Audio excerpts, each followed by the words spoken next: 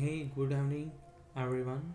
Today I am teaching about social science, where we are learning about the heritage of India and Indian history, geography, and its economic and political things. Okay, so ये है हमारा class 10 का social science का syllabus. ठीक है, तो इस syllabus के साथ हम हमारी पढ़ाई की शुरुआत करेंगे, जिसमें ये सिलेबस सिर्फ हम यहाँ सिर्फ 10th क्लास के लिए नहीं पढ़ रहे, बल्कि ये जो सिलेबस है हमें आगे जाके जो कॉम्पिटिटिव एग्जामिनेशन है वहाँ जीके जीएस में भी देखने को मिलेगा. वहाँ पे यहाँ के बहुत सारे क्वेश्चंस आते हैं. Basically most of the examination जो हाई लेवल के है, CGL, UPSC, वहाँ एग्ज़ाम में तो एडवांस क्वेश्चंस ही आते हैं. 11th 12th geography, history and polity, but उसके लिए भी आपको बेसिक्स क्लियर होने चाहिए. सो वो बेसिक्स आपको यहाँ 10th क्लास की सोशल साइंस में पढ़ने को मिलेगा.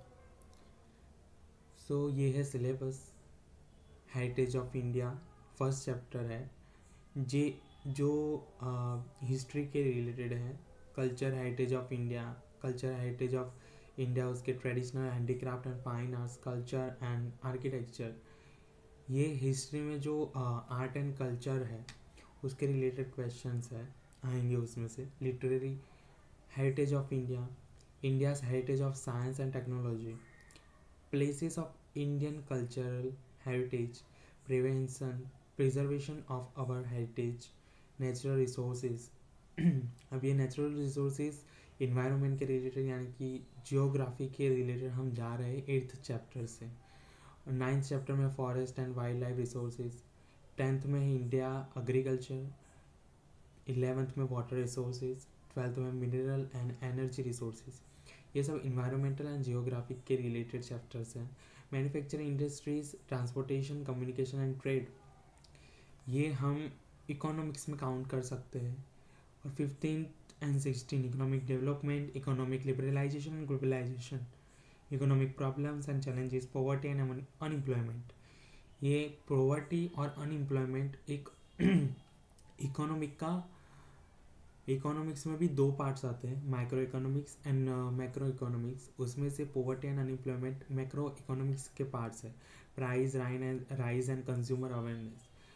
जब मतलब इस चैप्टर में हम ये पढ़ेंगे कि प्राइस राइज होती है, यानी कि किसी करेंसी की प्राइस इतनी हाई कब होती है जब उस कंट्री का डेवलपमेंट सही से चल रहा हो. ठीक है, जैसे कि हम देखते हैं बहुत सारी जगह पे किसी करेंसी की वैल्यू बहुत ज़्यादा होती है, जैसे कि पाउंड की अभी बहुत ज़्यादा है इंडिया के कंपेयर में, जबकि इंडिया की पाकिस्तान के कंपेयर में ज़्यादा है. ऐसा क्यों है? क्योंकि जिस कंट्री में डेवलपमेंट होता है या फिर उसकी डेवलप्ड इकोनॉमी है, उसकी प्राइस ज़्यादा रहेगी, उसकी करेंसी की वैल्यू ज़्यादा रहेगी. मतलब ये होता है. और आपने कभी ये सोचा कि किसी करेंसी अगर इंडियन रुपीस है तो इंडियन रुपीस को हम RBI ज़्यादा छाप देगी तो क्या होगा, और वो ज़्यादा क्यों नहीं छापते, वो सब हम इसमें पढ़ेंगे price rise and consumer awareness में. 19th है ह्यूमन डेवलपमेंट, 20 है social problems India and challenges, 21 है social change.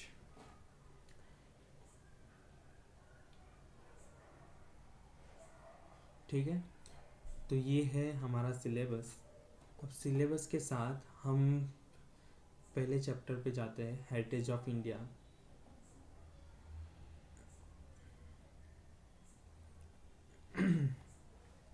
India is a land of ancient culture, ancient Indian scripture, Vishnu Purana states.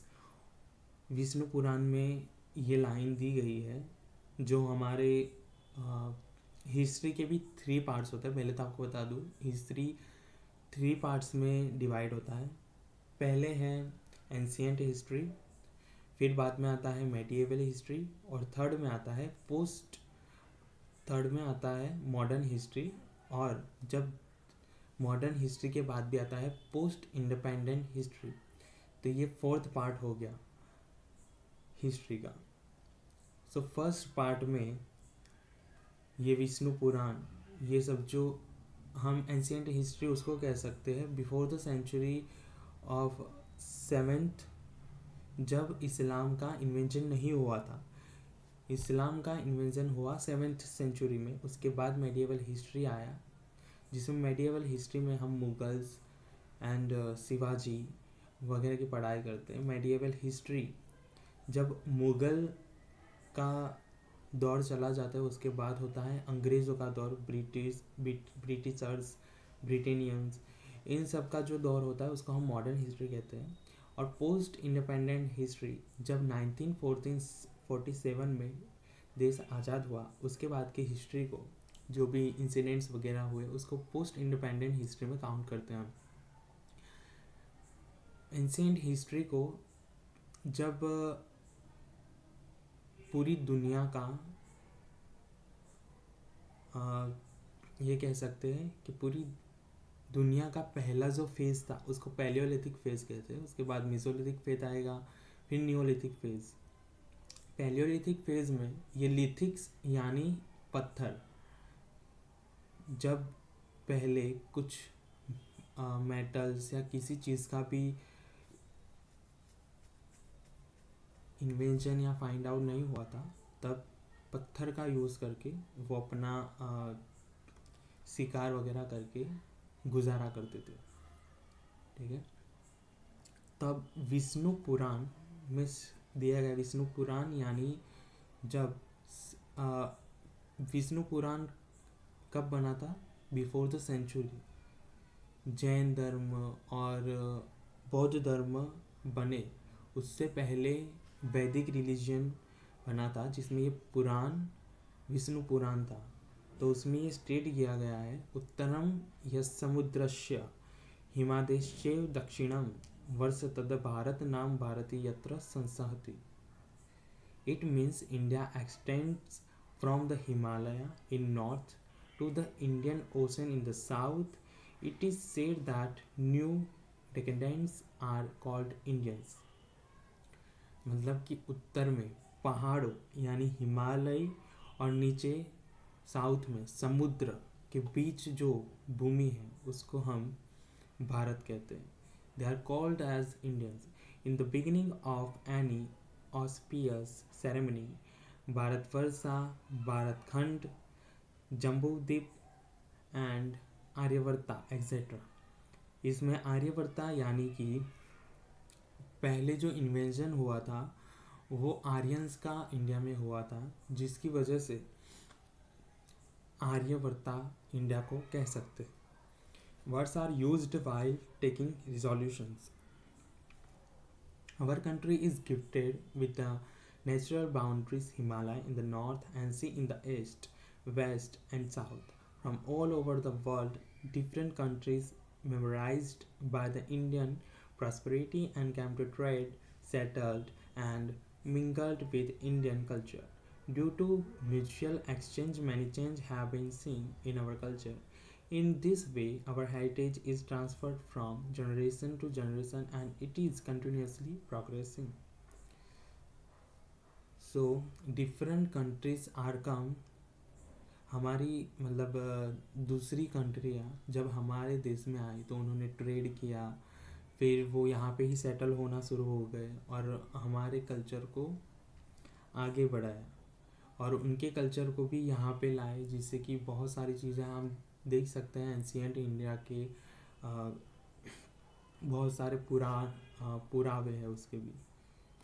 Indian location and area, we have already studied in standard 9 about the present area and location of India. It was very vast in ancient time and now area wise it stand on the 7th rank and population wise on the 2nd.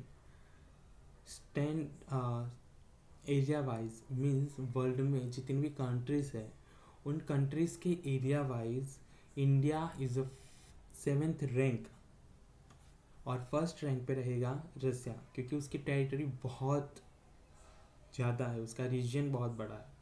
जबकि India का reason बाकी countries के compare में 7th number पे आता है उसकी region wise, और population wise India on second rank. According to population India second number पे है, जबकि फर्स्ट नंबर पे है China.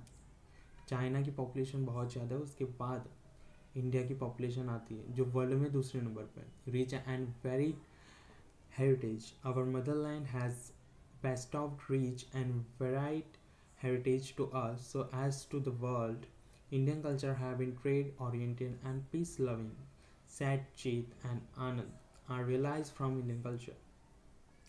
Besides this, Indian culture prospered with the mutual exchange of different cultures of the other country which came to India and settled here. They have accepted the values of non-violence and peace which have been adopted and admired by the world. People right from the beginning of Indus Valley civilization till today have made our country rich and wealthy with their intellectuality, ability, talent and skill. Innumerable scholars, thinkers, artisans, saints, scientists, and historians have contributed to the growth and development of our culture. Culture is a sum of habits, values, customs, traditions, and conduct of lifestyle of humans. जैसे कि हमारी Indus valley civilisation ये before century की बात करें, जब before the century जब वैदिक रिलीजियन काल था इंडिया में, तब जो जितने भी वेल्दी एंड रिच उनकी एबिलिटी, टैलेंट और स्किल्स थे, उनके थ्रू उन्होंने बहुत सारी चीज़ों का योगदान दिया है इंडिया के कल्चर में और उसके डेवलपमेंट में। वो सभी अभी भी इंडिया में मौजूद है। और meaning of culture means a way of life. It is made of changes that occur in public life, social roles and regulations of different societies. It can be said that culture is a total of habits, values, customs, traditions and ideal leading humans to the highest level. जो हमारा culture हम किसे कह सकते हैं? Culture यानी कि जो सोशल रूल्स के और रेगुलेशंस के थ्रू डिफरेंट सोसाइटीज़ वर्क करती हैं। उनके खुद के रूल्स होते हैं और रेगुलेशंस होते हैं, उनके खुद के अलग कल्चर्स होते हैं। उनके कल्चर्स में भी उनकी हैबिट्स, उनकी वैल्यूज़, मतलब किसकी वो लोग ज़्यादा वैल्यूज़ करते हैं, किसको ज़्यादा पूछते हैं, या उनकी हैबिट्स कौन सी है, क्या वो दिन के स्टार्टिंग से लेकर दिन के ख़त्म होने तक कौन कौन से डेली वर्क्स करते हैं, उनको हैबिट्स में कंसिडर कर सकते हैं। उनके ट्रेडिशंस क्या है, उनके ideals leading humans to the highest level. उनके आइडियल्स क्या है कि अपने ग्रोथ के लिए वो चीज़ कर रहे हो। तो उनके cultures are, every society has different. Cultural heritage of India. Heritage means a valuable gift from our forefathers to us. Indian history is thousands of years old. We say in school, pledge, I love my country and I am proud of its rich and varied heritage. In this context, heritage is a precious gift from our motherland to the whole world. About mysteries of human's life, we divide our heritage into two divisions: natural heritage of India, cultural heritage of India. मतलब according to nature, यानी कि जो already God के through हमारी country को दिया गया, यानी कि हिमालय, समुद्र और बहुत सारी चीज़ें। जबकि कल्चरल हेरिटेज को हम उसमें काउंट कर सकते हैं जो आर्यंस इन्वेंशन हुए, डिफरेंट टाइप्स ऑफ डायनेस्टीज आई। उन डायनेस्टीज ने जब हमारे कल्चर में योगदान दिया, उन्होंने द्रविडियन स्टाइल टेम्पल्स बनवाए, नगारा स्टाइल टेम्पल्स बनवाए और बहुत सारे कल्चरल चीज़ें जैसे कि अजंता इलोरा गुफा वगैरह। तो इन सबको हम कल्चरल हेरिटेज कह सकते हैं, जिसमें ह्यूमंस ने अपना योगदान देकर कुछ चीज़ों को बनाया इस तरीके से जो अभी भी मौजूद है हमारे कालयुग में। Natural heritage of India. The rule of close relationship between nature Environment and human life is natural heritage. Natural heritage of India is unique and varied. It concludes features like mountains, forests, deserts, rivers, streams, seas, trees, plants, creatures, flowers, leaves, insects, and varied landscapes. Wide range of minerals, vegetation, plants, and animals. These all are basically natural heritage of India because it comes from nature. After that, we are the children of nature, so it has made a beautiful arrangement for our food, water, fresh air, and dwelling to cater our all needs. We treat nature with respect and faith. The example of our close relation with nature are stories of Panchtantra and Jatakatins of Buddhist religion. Our classical and folk music and several ragas are based on prahar, period of a day, means जैसे कि बहुत सारे ragas और हमारे classical music में different types of ragas होते हैं। उन रागास को भी हम ऋतु के हिसाब से और दिन के कौन से प्रहर में हैं उस हिसाब से उस राग का गाया जाता है। जैसे कि विंटर में अलग हो गया, और डे डे में भी जब शाम को अलग राग होता है, मॉर्निंग में अलग होता है, उन सब का बताया गया है। Similarly Ayurveda, Unani and nature cure are also totally based on nature. First है उसमें landscape. Beautiful landscapes are generally form due to different shapes of land. For example the Himalaya is landscape. It has endowed Indians abundantly with useful vegetation and mineral. Strange birds, animals, and mountain peaks covered with snow. Brimming rivers are the gift of Himalaya. Forest of Terai and its pilgrimage places for Amarnath, Badrinath, Kedarnath, and Sumit like Nanda Devi are in Himalayas. Since ancient time, Himalaya has a greater importance for India. Second है river. River have been providing natural ways since ancient times. Indian culture has flourished on the river bank of the Indus and the Ravi. Basically, Indus and the Ravi नदी, ये अभी Indus river जो अभी का पाकिस्तान है, उस पाकिस्तान में अभी भी ये इंडस रिवर मूव होती है। तो बेसिकली जो हम कह सकते हैं वेस्टर्न, नॉर्थन वेस्टर्न जो पार्ट है वहाँ पे ये इंडस एंड रावी नदी है। The reverse like the Ganga, the Yamuna, the Saraswati, the Indus, the Narmada, the Godavari and the Krishna etc. have a profoundly influenced the people of India. Rivers are the source for drinking water, domestic use, irrigation, electricity and waterways.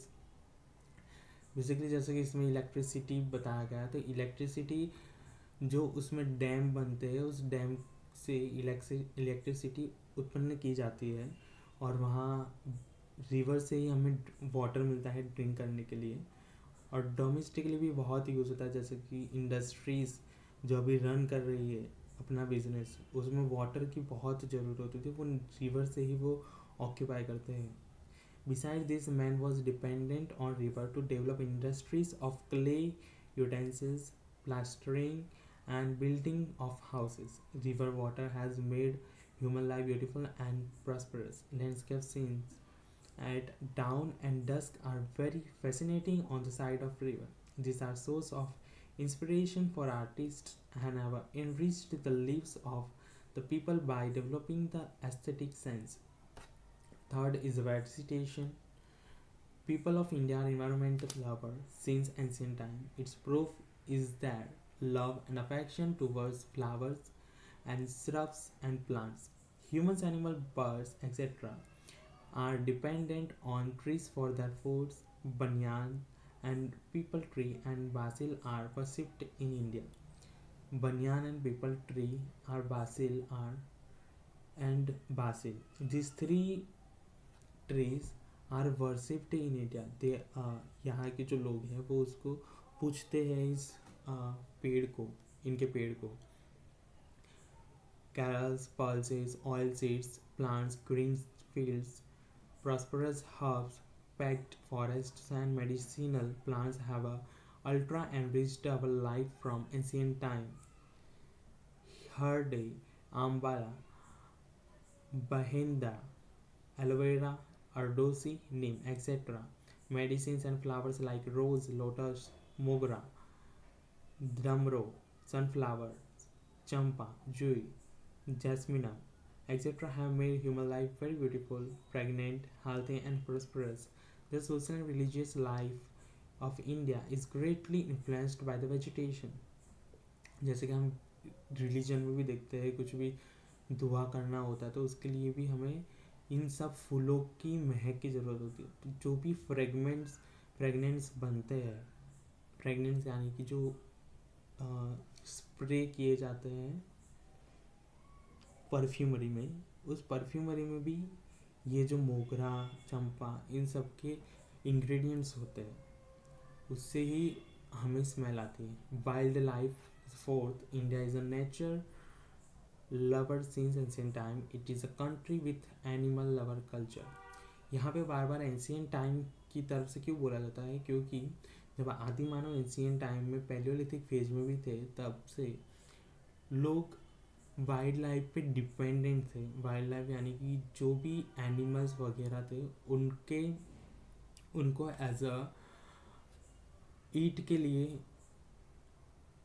अपने दिन गुजारने के लिए उनको use किया जाता था, उनको मारकर खाया जाता था. इसलिए वो एंशियंट टाइम से डिपेंडेंट थे नेचर के ऊपर.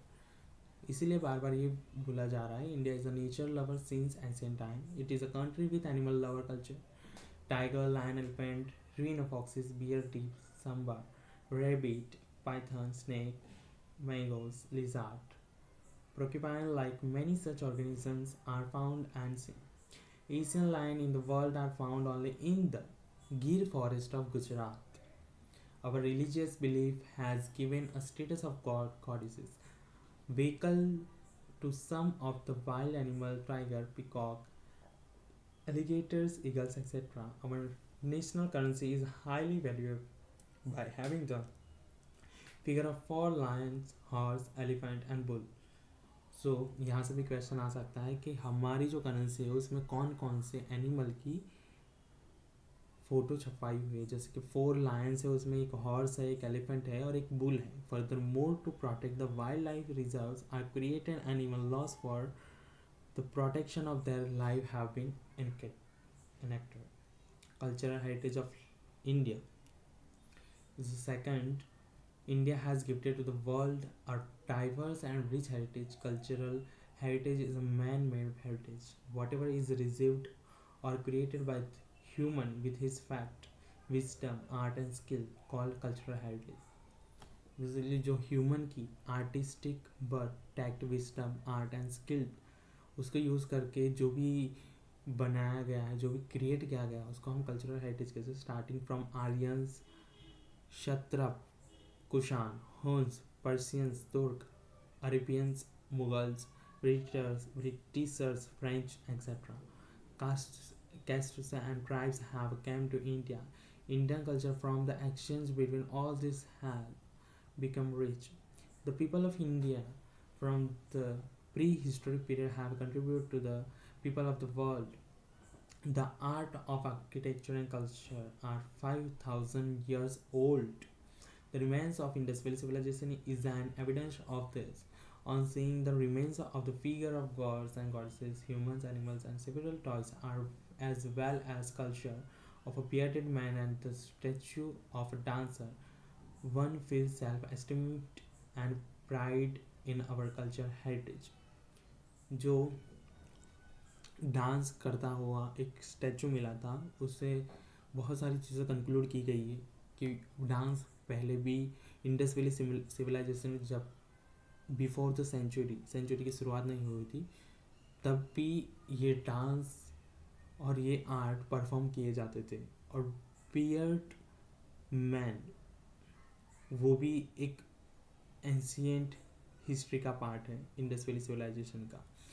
Further, when we look at the figure of bullock or lion on an inverted lotus of Mauryan era, the statue of Gautam Buddha in a statue form or the Kalkhand statue of Jain Tirthakars, the caves of Ellora of Rashtrakuta dynasty, etc. By seeing this heritage, we feel proud, glad, and also respect for our cultural heritage.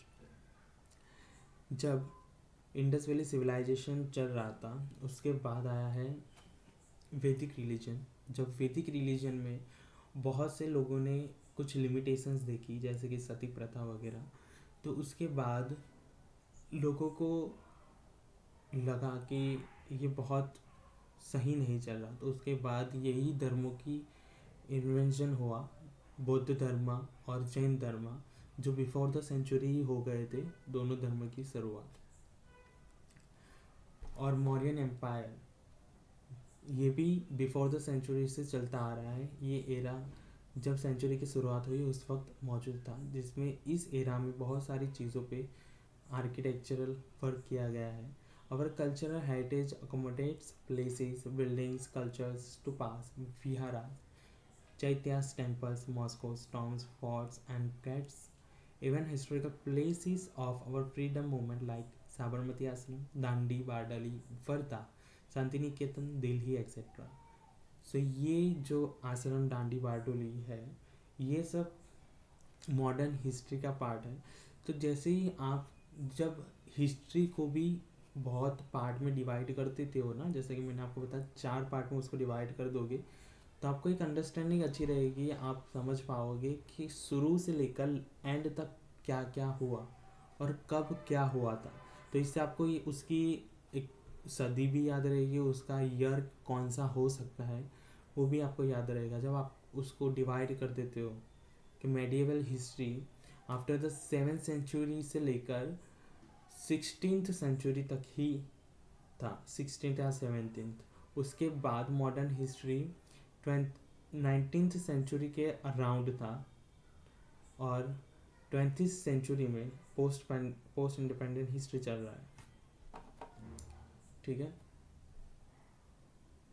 और even historical places can also be considered as a part of our cultural heritage. Besides language, script, discovery of zero, mathematics, calendar, astronomy, iron, literature, religion, Yuddha Shastra, chariot, political science, geology, botany, Vastu Shastra, religion, republic, judiciary, legislation, environment protection, etc. are the important discovery of India. So ये जो सारी discoveries है, ये discovery since हम कह सकते हैं कि आफ्टर द सेंचुरी या उससे पहले पहले ही हुआ था. उसके बाद से लेकर मॉडर्न हिस्ट्री तक ये सारी चीज़ें डिस्कवर हो चुकी थी.